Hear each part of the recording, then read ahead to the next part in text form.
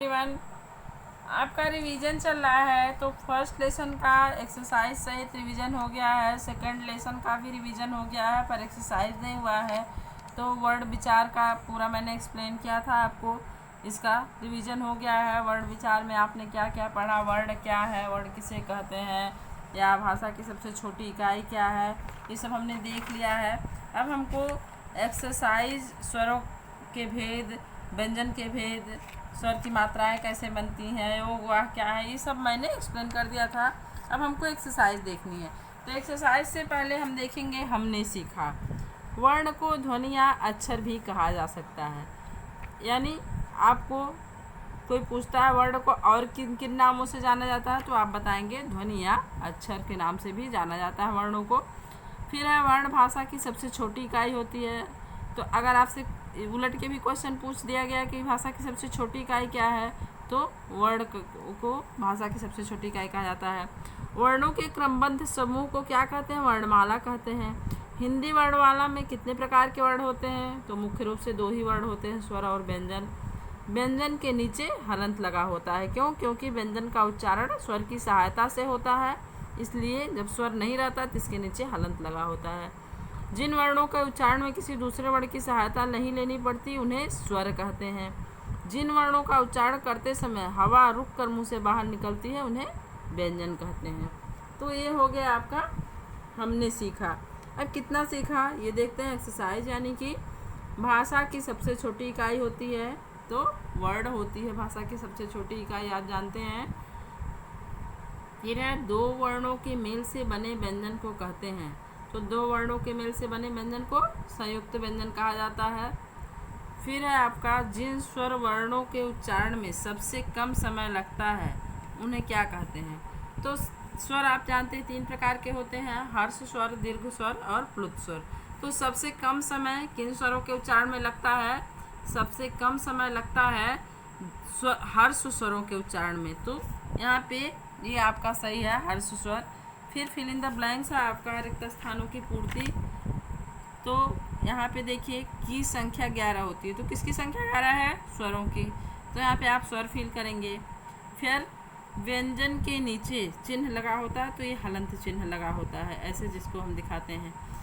वर्गों के सभी पंचम वर्णों का प्रयोग के रूप में होता है। तो आपको मैंने कई बार बताया, अनुस्वार आपने जो अंग पढ़ा, और अब जो सारे वर्गों के जो पंचमाक्षर होते हैं उनका प्रयोग भी हम अनुस्वार के रूप में करते हैं। तो ये अनुस्वार यहाँ पे फील होगा। त और स व्यंजनों के साथ र अन्य रूप में प्रयुक्त होता है। आपको मैंने तीन प्रकार के र बताए जो ड और ट में लगते हैं, और बाकी रेफ वाला र और पदेन र, ये तीन प्रकार के र बताए। इसके अलावा एक और र कैसे बनता है? त में जब लगता है तो इसका रूप कुछ अलग होता है, मिलता जुलता उसी से है, जैसे प में लगता है, क में लगता है, लेकिन फिर भी ये बीच से लगता है तो थोड़ा सा इसका रूप परिवर्तित हो जाता है। और स में जब लगता है तो ये बिल्कुल अलग ही रूप में लगता है और उसको स्र के रूप में लिखा जाता है, स वहाँ से गायब हो जाता है। तो त और स के साथ व्यंजनों, त और स व्यंजनों के साथ र अन्य रूप में प्रयुक्त होता है। यहाँ पे आपको फिल करना है। फिर सही विकल्प चुनकर रिक्त स्थानों की पूर्ति कीजिए। तो ये अलावा क्या है? अंतस्थ व्यंजन है। छ, त्र, ज्ञ, स्र, ये क्या है? ये संयुक्त व्यंजन है। ये सभी व्यंजन जो है दो दो स्वरों के, दो दो व्यंजनों के मेल से बनते हैं।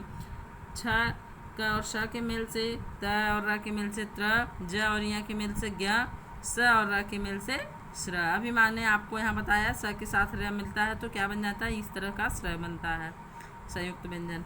फिर श, श, श, ह क्या है? ये उसमें व्यंजन है। क, ख, ग, घ ये स्पर्श व्यंजन है। तो ये आपका तीन क्वेश्चन कंप्लीट हुआ। चौथा क्वेश्चन आपका वर्ण विच्छेद। वर्ण विच्छेद कैसे क्या आता है मैंने आपको बताया था, फिर मैं आपको रिवाइज करवा देती हूँ। जैसे विकास शब्द है तो व के नीचे हलंत लगेगा, फिर ई छोटी ई आएगी, फिर धन क के नीचे भी हलंत आएगा, फिर आ भी का हो गया ये, फिर स आएगा, स के नीचे पहले तो हलंत प्रयोग होगा, फिर अ जुड़ेगा, फिर ये विकास शब्द बन जाएगा। इसी तरह है आसमान। तो अ चूँकि स्वर है, आ तो ये डायरेक्ट यहाँ पे आएगा, इसकी मात्रा अलग नहीं की जाएगी। फिर स कैसा होगा, हलंत युक्त, फिर अ, फिर म हलंत युक्त, फिर आ, फिर न हलंत युक्त, फिर अ। तो ये हो गया आसमान, आसमान यहाँ पे आ गया। फिर सागर है तो स हलंत युक्त, फिर आ, फिर ग हलंत युक्त, फिर अ, फिर र हलंत युक्त, फिर अ। तो ये हो गया सागर। फिर है शिक्षक, स धनी, धन क, धन स। अब यहाँ देखिए छ ये प्रयोग हुआ है, तो यहाँ आपको दो व्यंजन लिखने होंगे हलंत युक्त, क और स, तब ये छ वर्ण बनेगा। तो स धन ई सी बन गया, फिर क श अ, तब ये छ बना। इसका जब हम प्रयोग करते हैं तो जैसे बोलते हैं शिक्षक, तो यहाँ क कहीं दिखाई नहीं देता है, लेकिन ये छ में क छुपा हुआ होता है। तो इसलिए इसका जब विच्छेद करते हैं तो इस तरह से क श अ तब लिखते हैं। फिर क हलंत युक्त, फिर अ, तो ये हो गया शिक्षक। फिर ज्ञानी का क्या होगा, ज, या फिर देखिए यहाँ संयुक्ताक्षर ज्ञ आ गया, तो इसका भी हम दो लगातार हलंत युक्त व्यंजन लिखेंगे, ज और इया, फिर आ, फिर न, फिर ई। तो ये हो गया ज्ञानी। और हमेशा आप ये देखेंगे, अगर छोटी ई की मात्रा है तो छोटी ई लिखेंगे इस तरह से, अगर बड़ी ई की मात्रा है तो ये वाली लिखेंगे बड़ी ई। हर्ष और दीर्घ ई का या उ दोनों में अंतर करके लिखिएगा, दोनों में डिफरेंस होता है।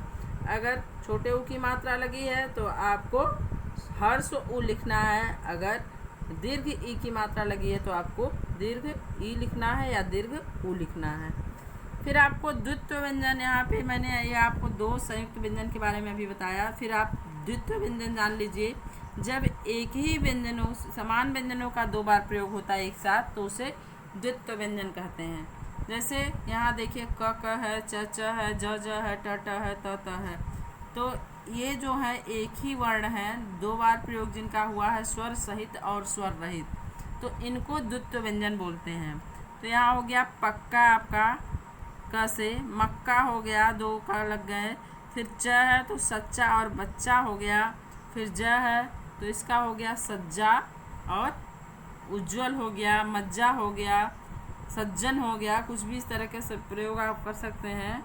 फिर डबल ट है, यानी एक ही प्रकार के दो व्यंजन एक साथ, तो पट्टू, पट्टा, रट्टू, इस तरह के शब्द आप बना सकते हैं। फिर त है, दोनों त ही हैं, स्वर रहित और स्वर सहित, तो इसका द्वित्व व्यंजन का प्रयोग करना आपका त के रूप में, तो पत्ता, सत्ता, गत्ता, कुछ भी लिख सकते हैं। फिर यहाँ आपको जोड़े मिलाने हैं, मैच करना है संयुक्त व्यंजन। इसमें कौन कौन से हैं, चोट्टो, छ, त्र, ज्ञ, स्र, ये आपके संयुक्त व्यंजन है, तो इनका मैच यहाँ से हो जाएगा। फिर उसमें व्यंजन, उस व्यंजन आप जानते हैं श, श, सह है, तो इसको यहाँ से मैच करेंगे। अयोग वाह, अयोग वाह हमेशा स्वर और व्यंजन के बीच में माने जाते हैं, अंग और वह, अनुस्वार और विसर्ग, तो ये आपके अयोग वाह हो गए। फिर द्वित्व व्यंजन, अभी मैंने आपको यहाँ बताया, दो समान व्यंजनों के योग से जो बनते हैं वो द्वित्व व्यंजन कहलाते हैं। अब देखिए 7वां क्वेश्चन है आपका, निम्नलिखित स्वरों में हर्ष स्वर, दीर्घ स्वर, अनुनासिक स्वर अलग अलग कीजिए। तो अनुनासिक यहाँ पे देखिए दो है, यहाँ लास्ट में आ, इनको यहाँ पे लिख लिया गया है। फिर दीर्घ स्वर है आ, ए, ई, ऐ, उ, औ। ये क्या है, ये आपके दीर्घ स्वर में आते हैं। इसके अलावा ये आपके चार हर्ष स्वर होते हैं, अ, ई, उ, री, ये चारों हर्ष हैं। तो उसके बाद 8वां क्वेश्चन आपका, निम्नलिखित वर्णों से तीन तीन शब्द बनाइए। तो ढ शब्द है, ढ से बन गया आपका ढोलक, ढाल, ढक्कन। ढ के साथ साथ ही आपका ढ जो कि अतिरिक्त व्यंजन है, ये आ गया। तो इससे प्रायः शब्द प्रारंभ नहीं होते हैं, ये शब्द के बीच में आते हैं। ढ, इसी तरह ड का ढ, ड़, तो ये हो गया पढ़ाई, बुढ़ापा, रूढ़, इस तरह के शब्द इससे बनते हैं। फिर है आपका ड़, ये भी अतिरिक्त व्यंजनों में आता है, तो इससे बन गया सड़क, पेड़, मोड़, ये हो गया आपका। फिर ड है, ड से बनता है डाल, डलिया, डोली, डमरू। बहुत से शब्द आप बना सकते हैं ड से। इनसे शब्दों का प्रारंभ होता है, लेकिन ये जो अतिरिक्त वर्ण हैं इनसे आप शब्दों का प्रारंभ नहीं देखेंगे, यानी शब्द का प्रारंभिक अक्षर जो होता है इन वर्णों से नहीं शुरू होता है। ये जो दोनों अतिरिक्त व्यंजन हैं। फिर न है, नल, नाम, नहर। न से तो कुछ भी आप बना सकते हैं। ड़ है, ड़ से वर्ण, कृष्ण, विष्णु, व्याकरण, इस तरह के वर्ण, इस तरह के कोई भी अक्षर आप बना सकते हैं। ये आपके लिए इजी होगा। फिर आपको क्वेश्चन आंसर देखना है। वर्ण किसे कहते हैं, तो ये आपको वर्णमाला किसे कहते हैं, इसे कितने भागों में बांटा गया है, स्वर और व्यंजन से आप क्या समझते हैं, द्वित्व व्यंजन किसे कहते हैं, उदाहरण सहित लिखिए। तो इन क्वेश्चन के आंसर मैंने आपको बुक में टिक करवा दिए हैं और इसको आप ज़रूर पढ़ लीजिएगा। ये आपको पढ़ना ज़रूरी है। आप ये मत सोचिएगा कि वन वर्ड आंसर है तो इस तरह क्वेश्चन नहीं आएंगे। हो सकता है आपको डिफिनीशन दे के पूछा जा सकता है कि क्या है, तो आपको अगर आंसर नहीं पता रहेगा तो आप उसमें कंफ्यूज हो जाएंगे, सही तरीके से नहीं कर पाएंगे। इसलिए आपको क्वेश्चन आंसर पढ़ना ज़रूरी है और क्वेश्चन आंसर आपको याद भी होने चाहिए। ग्रामर का तो विशेष तौर से आपको याद होना ही चाहिए सारे क्वेश्चन आंसर। तो आप तैयारी अपने हिसाब से कर लीजिएगा। मैंने आपका पूरा कंप्लीट करवा दिया है। चैप्टर भी मैंने एक्सप्लेन कर दिया था पूरा, एक्सरसाइज भी कंप्लीट कर दी है। अब आपका जो है ये दूसरा लेसन है, तीसरा लेसन शब्द विचार। ये आपका तीसरा चैप्टर है। इसको मैं नेक्स्ट वीडियो में रिवाइज करवा दूंगी और इसका एक्सरसाइज भी नेक्स्ट वीडियो में ही आपका हो जाएगा। तो आपका ये चैप्टर कंप्लीट हो गया। Thank you.